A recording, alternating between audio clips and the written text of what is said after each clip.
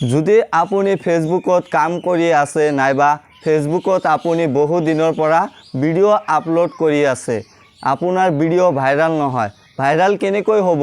আপুনি ভুল সময়ত নাইবা ভুলভাৱে ফেসবুকত ভিডিও আপলোড কৰি আছে, সেই কাৰণে আপোনাৰ ভিডিও ভাইৰাল নহয়। এই ভিডিওটো শেষলৈ চাব। শেষত দুটা গুৰুত্বপূৰ্ণ টিপছ দিম আৰু আপুনি কেনেকৈ সঠিক সময়ত ভিডিও আপলোড কৰিব সেইটো জনাই দিম।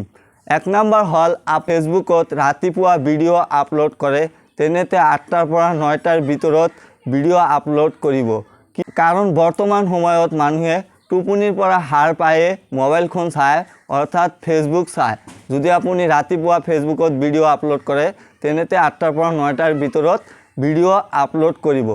যদি আপুনি দুপৰীয়া ভিডিও আপলোড কৰে, তেনেতে আপুনি 1টাৰ পৰা 2টা বজাৰ ভিতৰত ভিডিও আপলোড কৰিব পাৰে। কাৰণ সেই সময়ত মানুহৰ বিভিন্ন অফিস কাছাৰী নাইবা স্কুল কলেজৰ ব্ৰেক হয়, সেই সময়ত মানুহে মোবাইল স্ক্ৰল কৰি থাকে। আপুনি কি কৰিব? যদি দুপৰীয়া ভিডিও আপলোড কৰে, তেনেতে আপুনি 1টাৰ পৰা 2টাৰ ভিতৰত ভিডিও আপলোড কৰি চাব। আপোনাৰ আগৰ ভিডিওৰ তুলনাত এইটো যেতিয়া আপুনি কৰিব, আপোনাৰ ভিডিওৰ ভিউজ অটোমেটিকলি বাঢ়ি যাব। আপুনি যদি ৰাতি ভিডিও আপলোড কৰে, আপুনি 7টাৰ পৰা 8টাৰ ভিতৰত ভিডিও আপলোড কৰিব।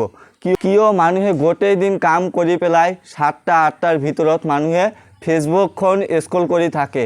যেতিয়াই আপুনি ভিডিও আপলোড কৰি দিব, তেতিয়াই চাব আপোনাৰ ভিডিওৰ ভিউজ আহি যাব। কাৰণ সেই সময়ত মানুহে ফেসবুকত বহুত পৰিমাণে স্ক্ৰল কৰে, কাম বান হাৰি পেলাই।